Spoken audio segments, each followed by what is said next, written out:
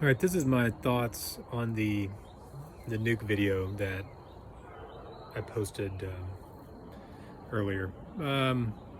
So I would say I would give the yard probably like a B minus. A lot of the nukes are good, especially the nukes that I put the queen cells in.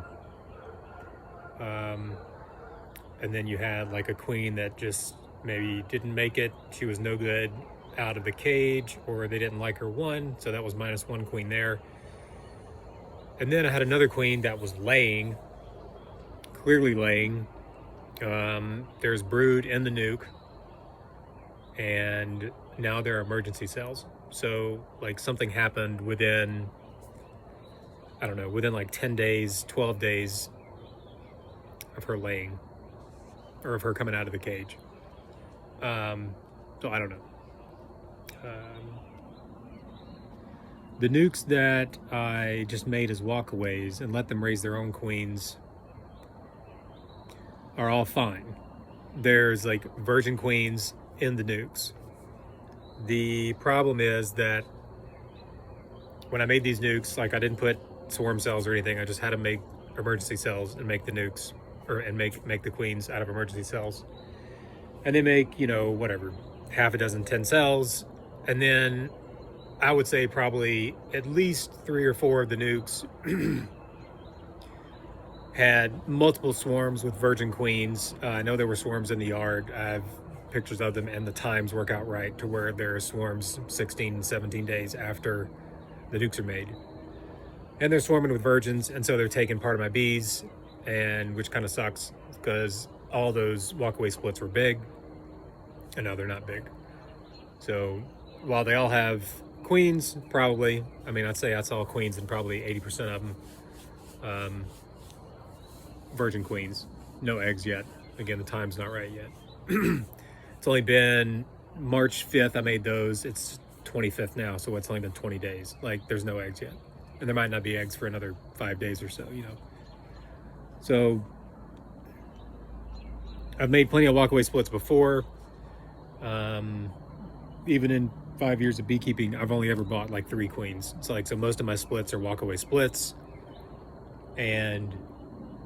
but most of them I make with like a swarm cell or something that's already been made. I'm not like just putting a frame in and having them make a bunch of emergency cells, because that can cause this. So again, you know, yes, it'd be nice to put queens in the nukes. It'd be nice to put queen cells in the nukes. When we have to make nukes, I got to make nukes around here first week of March, last week of February. Like, I have to. Otherwise, my bees are going to swarm by, you know, March 1st, March 7th, whatever. My bees are going to be swarming first week of March. I got to make splits. Problem is, here, you can't get queens. So, like, I got to get queens from California or Florida or wherever else. I got to ship them in, which is fine. I think next year I'm just going to try harder, probably get queen cells shipped in, and just put queen cells in nukes. I'm fine with that. Ship queen cells just like you can ship queens, and I can get those in and put queen cells in. Because I got to make the splits early. I got to make the splits big, because it's always going to get cold in March here. It's going to get cold. It got cold 5-7 days ago. It got down to 30 degrees for 2 days. You can't make small nukes. They'd freeze, or they would just get robbed out by the other big beehives around here. So, you know, you're kind of like at a, whatever, catch-22. Pretty cliche term, but it is what it is. So yeah, I'd say I'd give the yard like a B minus. That's it. I can't really think of anything else to say about the nuke specifically, except for I don't like all the like swarming with virgins that takes all my bees. That's probably the most annoying part, is that the little swarms are taking a bunch of like bees off with virgin queens, and you know, now my nukes are tiny where they were huge with, you know, making their emergency cells. So anyway, all right, this video has gone on long enough. This is basically the, you know, me reflecting on the video I posted earlier about the Nuc Yard.